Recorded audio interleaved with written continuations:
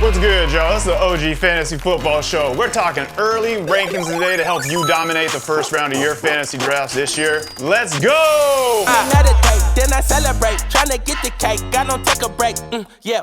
Wait, grew up in the 90s, we was watching Ricky Lake. We was eating top ramen, no a TV dinner plate.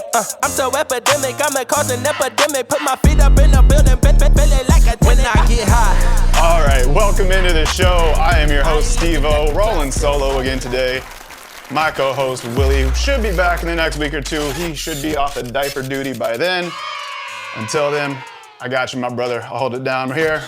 But we're talking early rankings today. Just before training camp starts, just to kind of see where we're at. If you're new to the show, thanks for stopping by. Let's get the YouTube stuff out the way. Make sure you hit the subscribe button. Make sure you hit the like button. If you're coming back again, we know we love having you. Welcome in. Pop off in the comments. Let us know what you're doing. We got rankings today, everybody. We got rankings. Well, we're just gonna go ahead and jump right into it. No chit chat this week. Jumping into these rankings. Let's go.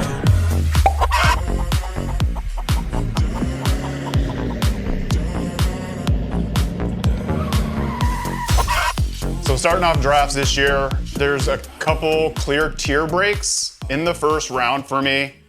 After that first 4-pack of players, I think it kind of separates. All right, without wasting any time, we're gonna jump right into these rankings. When we statted these out, we went with full PPR scoring leagues. That's kind of the standard now. Half PPR leagues, just slightly devalue your wide receivers a little bit. But for me, I know how running backs work in our league especially, and once they're gone, they're gone. So I usually tend to rank running backs a little bit higher, even in full PPR leagues, especially receiving running backs. With that being said, at the 101 position this year, I got Jahmyr Gibbs. Now Jahmyr Gibbs, it was Jahmyr or Bijan at 101, 102. But for me, Jahmyr Gibbs, tilted the scales with the strength of schedule. Going into a contract year, coming off of last season where he was just dominant with almost 1,800 scrimmage yards. He had over 600 receiving yards, 1,200 rushing yards on the ground, double-digit touchdowns again. I mean, this guy's just hitting his stride in Detroit, and they love feeding him the ball now. No David Montgomery in the way. We don't have to worry about that headache anymore. You get Thanksgiving games with Jahmyr Gibbs. I mean, there's just lots to love about this guy. But yeah, Jahmyr Gibbs at the 101. I know I'm a CMC guy, but Jahmyr Gibbs is the guy this year. I'm taking him 101 in every draft I have the opportunity to. All right, at number 2, we're talking Bijan Robinson, who had a monster 2025 season, coming off of over 2,000 scrimmage yards. Absolutely tore it up. The only thing that slowed Bijan Robinson down last season was the Falcons' offense. This guy has everything going for him. He's still young as well. Him and Jahmyr Gibbs are leading this not rookie class. The younger class of these running backs who are kind of taking over the league at this point.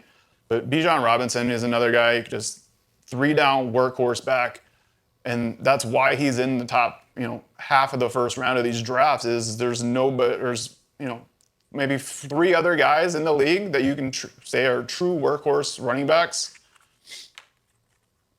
And for me, that elevates them over wide receivers. And I know the wide receivers, they give you the points.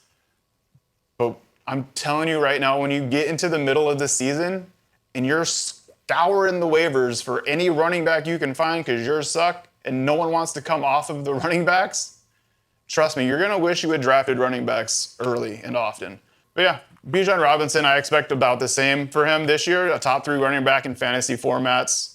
He should have double-digit touchdowns again, over 1,200 rushing yards. He should have over 600 receiving yards.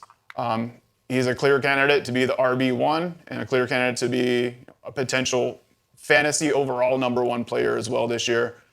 So, in the top tier of first-round players this year, it would be him, Bijan Robinson, and then our first wide receiver coming out at number 3, we got Ja'Marr Chase. And I don't really need to say much about Ja'Marr Chase. I mean, when Joe Burrow's on the field, he's the best wide receiver in the NFL. I mean, even when Joe Burrow isn't there, he's consistently a top 10 fantasy wide receiver.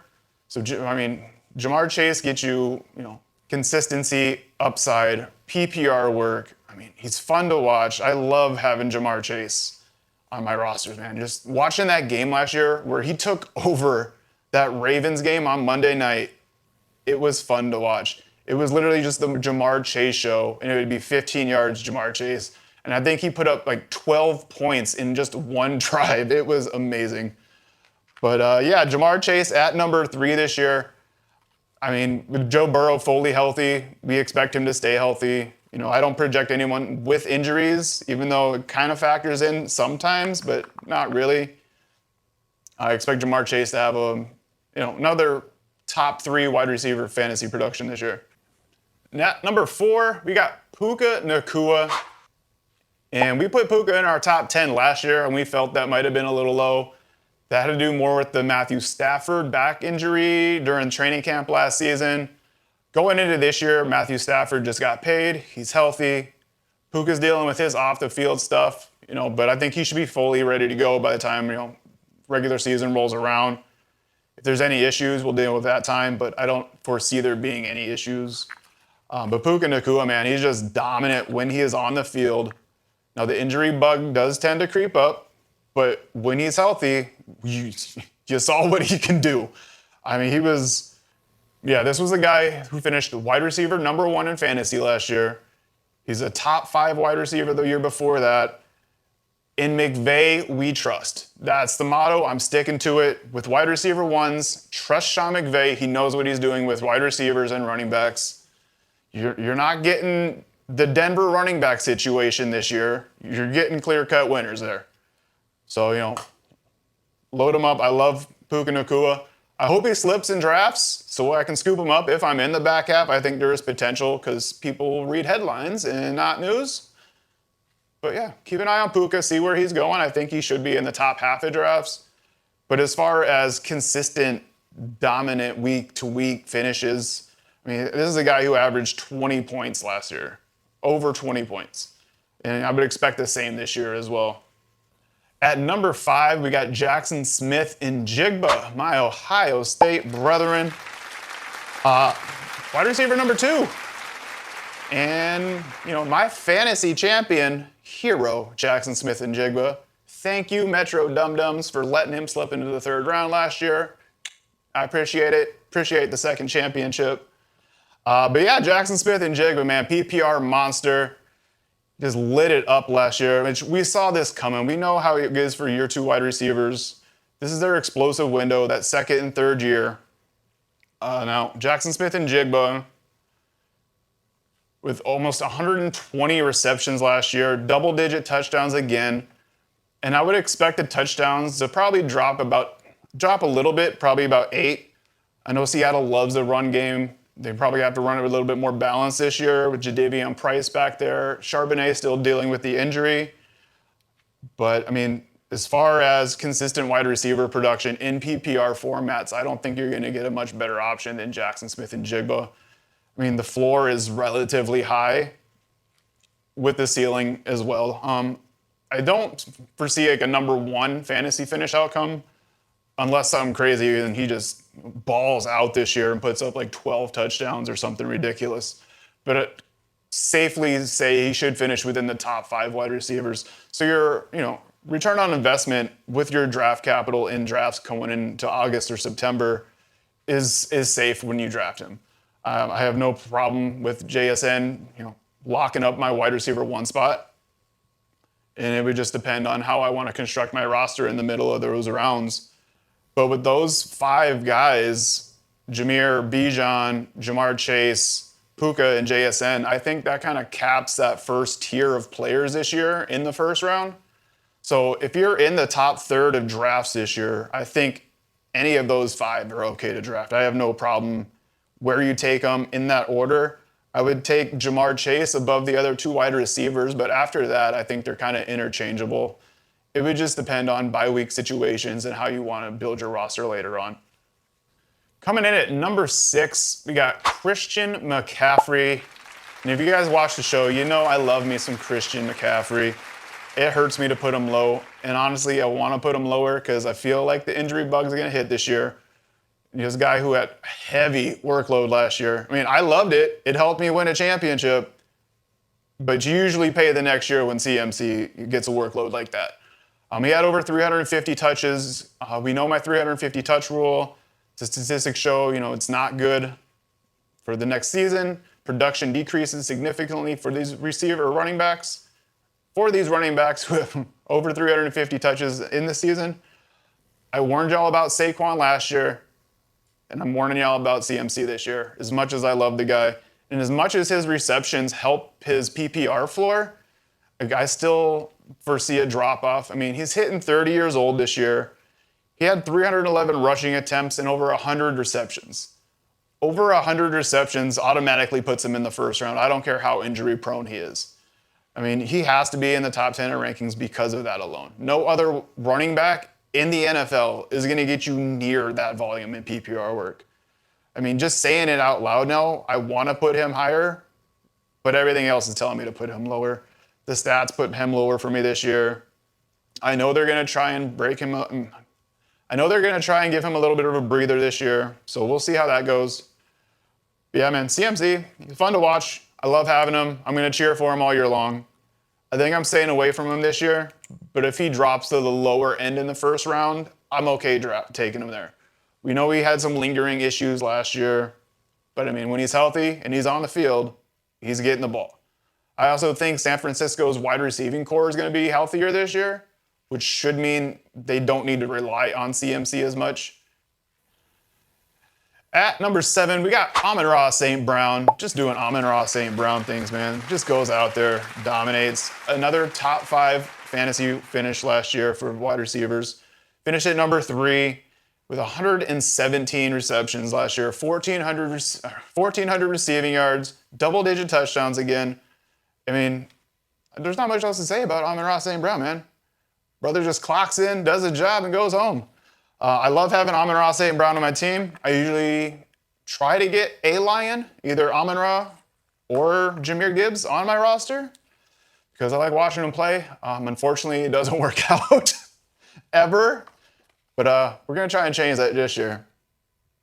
But no, man, Amon-Ra St. Brown, with the Sam Laporta not emerging how we thought he would or progressing to the elite level we thought he would, it's kind of made space for Amon-Ra St. Brown and Jamison Williams to take over that offense in combination with Jahmyr Gibbs. And I mean, it's an explosive offense. We saw with the departure of Ben Johnson last year to Chicago that there was a little bit of a dip with the offense. However, it wasn't significant enough to really warrant any drop in rankings this year for our Lions players. So, I mean, Amon-Ra St. Brown, I think 7 is probably his floor, to be honest with you. I mean, if he goes off, he could have a year as well. I don't mind taking Amon-Ra anywhere in the first round. If you want to put him in the lower end of that first tier, I'm okay with that too. I had a hard time not doing it. But yeah, man, this is another guy who's probably going to get 1,250 yards and 11 touchdowns this year as well. Alrighty, at number 8, we got James Cook.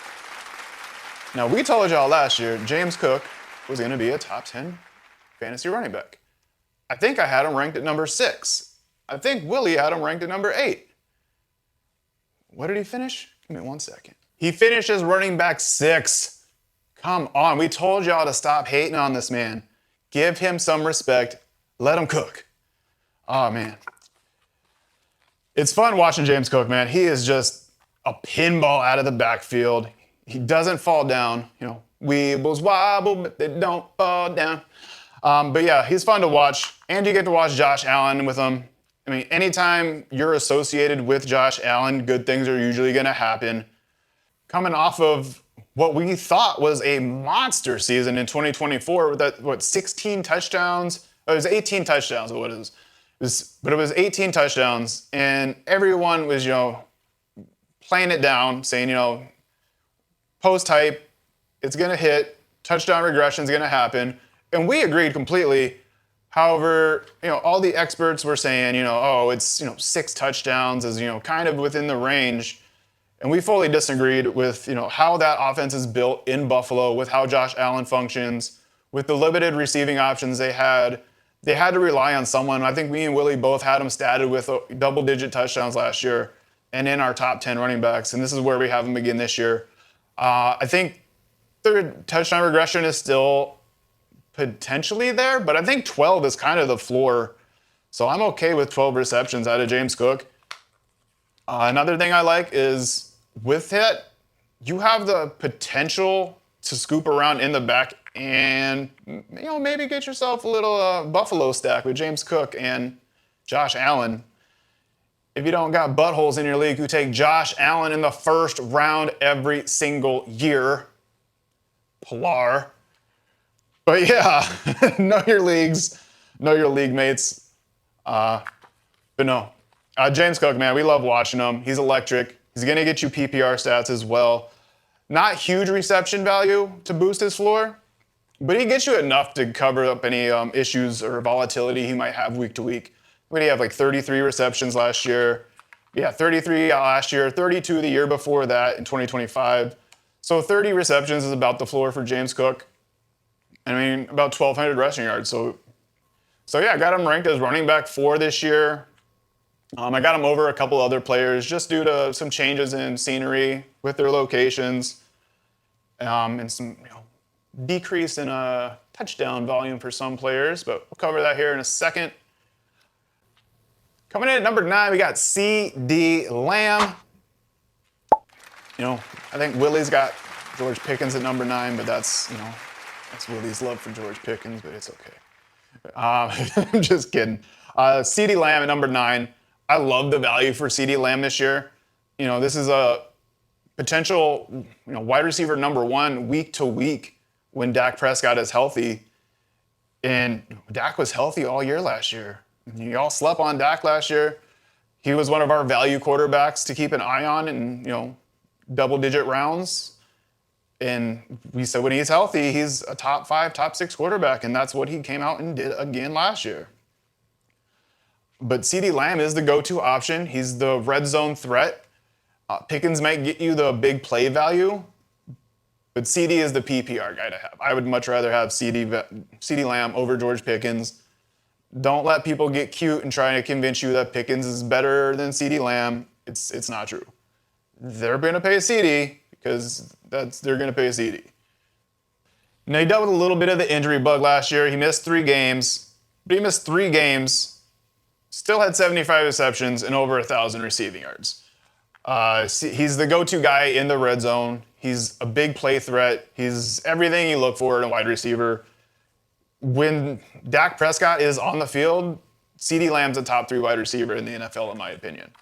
I'm not worried about George Pickens stealing targets or anything like that. It was, we see it all the time where, you're able to have multiple top 15 wide receivers. We saw it last year in LA with Puka Nacua and Devontae Adams. Fucking Devontae Adams, man, talk about coming out of nowhere. But yeah, C.D. Lamb, it's kind of the same thing. I think him and Pickens can both be top 15 wide receivers. We know Pickens is the best wide receiver in the NFL when it comes to beating people one-on-one. You can't really do it, so I mean, he's just got to throw it up. But you're hoping for big plays from Pickens, which is why I like C.D. Lamb much better. He's a top 10 pick in my opinion. That's why he's got the volatility at quarterback is kind of why I've ranked him a little bit lower than, say, Jamar Chase or JSN. The target competition is there, not enough to take him out of the first round, but it's enough to take him out of elite conversation. I don't see a fantasy wide receiver 1 finish for him this year. Barring any kind of George Pickens injury or anything like that. I think CD, he should have a solid season. I have him and Amon-Ra kind of in that same range, which is why they're in the same tier for me.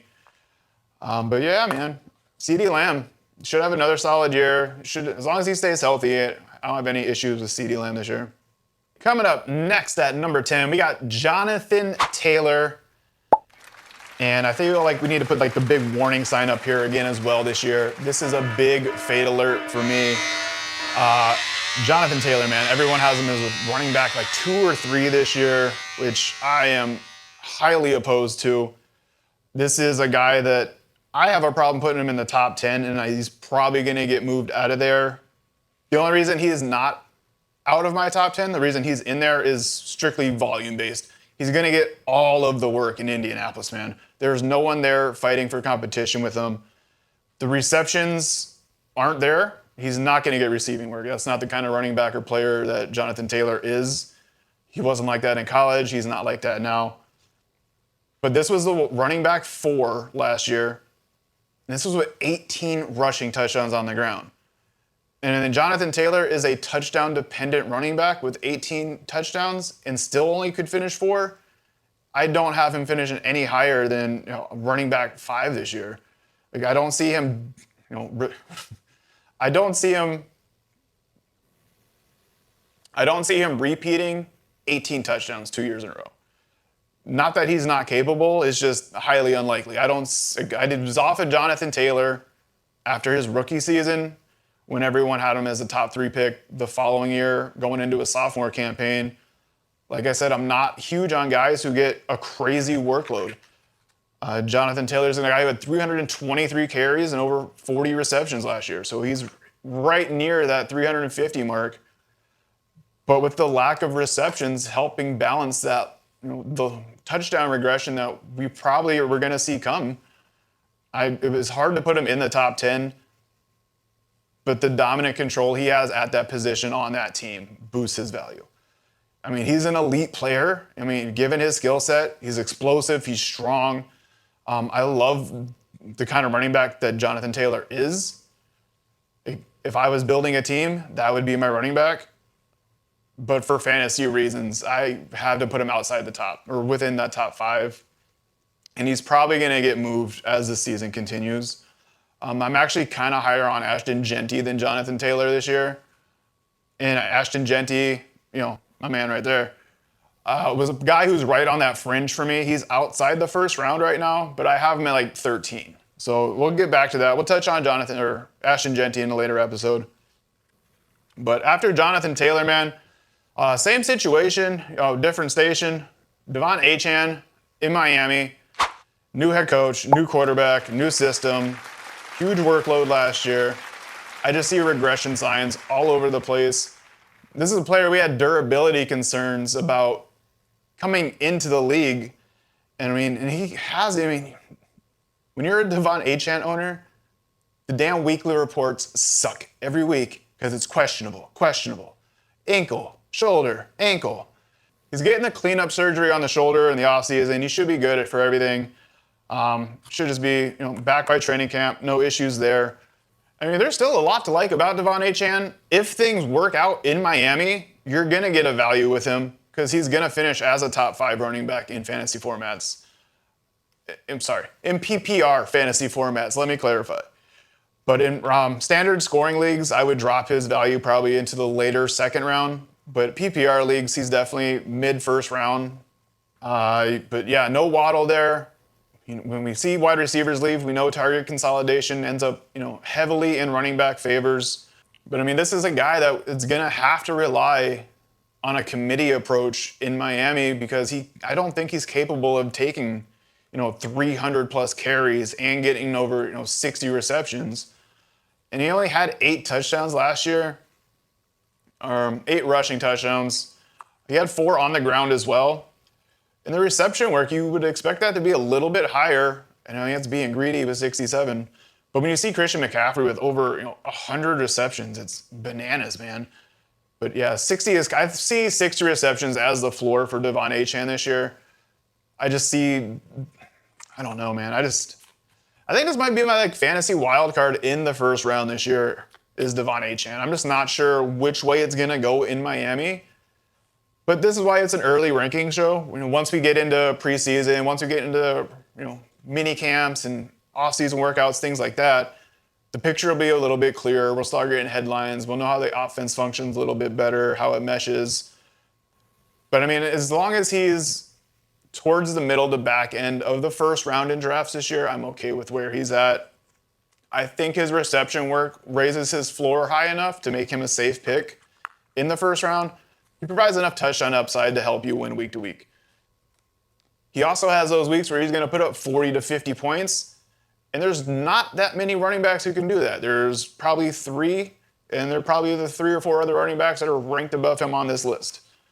So it's also an X factor to think about when taking, Devon Achane is whoever you're playing against has to think about that. It's kind of like when you play Josh Allen week to week, you're just like, shit, now I got to play Josh Allen and the 40 points he's going to put up this week.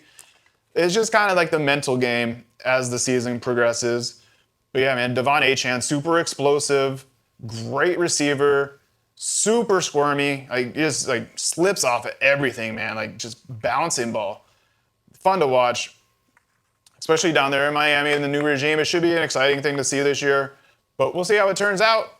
With that being said, let's move on to number 12, and last but not least, Drake London. As our brother, Mr. Savvy says, oh, A-Town Drizzy. But no, man, stop disrespecting Drake London. We keep saying it. No, he's not going to be wide receiver number 1. He's probably not going to be 2 or 3. Now, Drake London's not going to win you weeks per se, but he is solid. I mean, you want 18 points every week with a potential for 24, this is Drake London. I love what Drake London provides for your roster and roster management and construction. We'll talk about that in another week. But having that, we talk about balancing volatility in rosters. Drake London is not volatile. Drake London is going to get you 18 to 20, and that's what you can expect. Anything less is, it happens, but not very often. But yeah, Drake London coming off of another year, that was a little bit of the injury bug last year, he missed 4 games. Was still, top 20 wide receiver in fantasy, which is crazy to think about, still missing 4 games. Still had 68 receptions on the year, almost 1,000 receiving yards. I think he was on pace for like 1,200 yards or something like that. So, I mean, he would have finished as a top 10 wide receiver last year. And we expect Atlanta to come out and pick up where they left off and progress from last year. I liked what we saw in Atlanta towards the end of the season last year. Once they kind of started to gel and find their rhythm, when you have Bijan in the backfield, you don't really have to worry about much. And I mean, they finally started feeding Kyle Pitts last year. It took some of the pressure off of Drake London. The quarterback situation, we got to kind of see how that's going to turn out.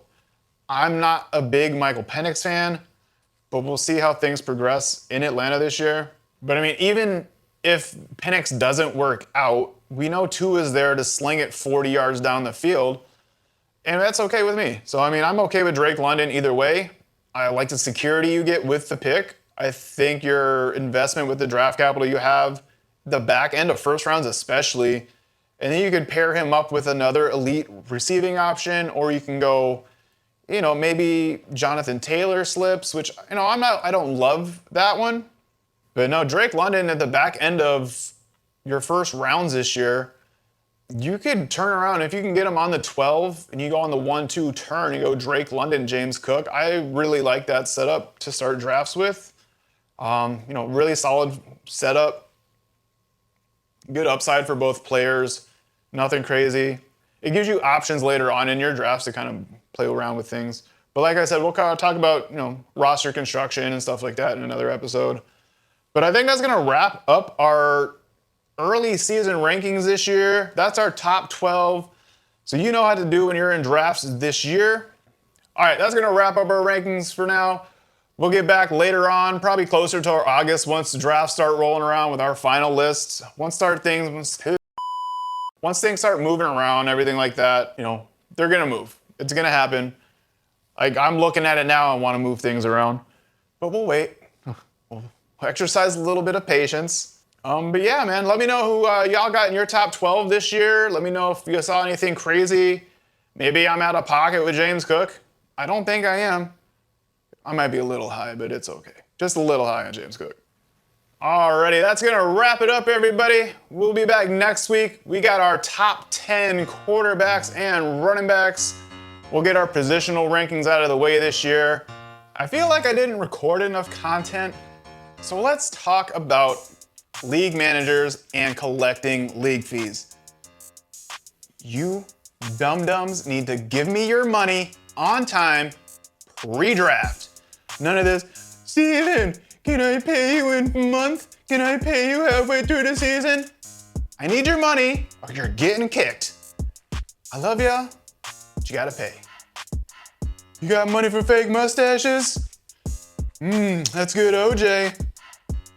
No, as a league manager though, man, make sure you collect your league fees if you're playing for money. But if you are, make sure you collect your fees beforehand. It just makes everything a lot easier. You don't have to worry about people not paying. This is just coming from, years of experience and advice. I've tried to do the nice route. Every now and then, circumstances pop up and, you have to make, exceptions. Just pay your league fees, guys. Make sure to come back next week. We should have Willie back. We should have a bonus episode with Mr. Savvy, our brother in the league, coming by for a bonus episode. It's a little collaboration there, Then we'll get into our divisional breakdowns. Maybe we'll throw an early mock draft in there. There might be some surprise guests coming up. We got things happening this year. Make sure y'all stick around. Make sure you come back next week. Peace out. Love y'all. Bye.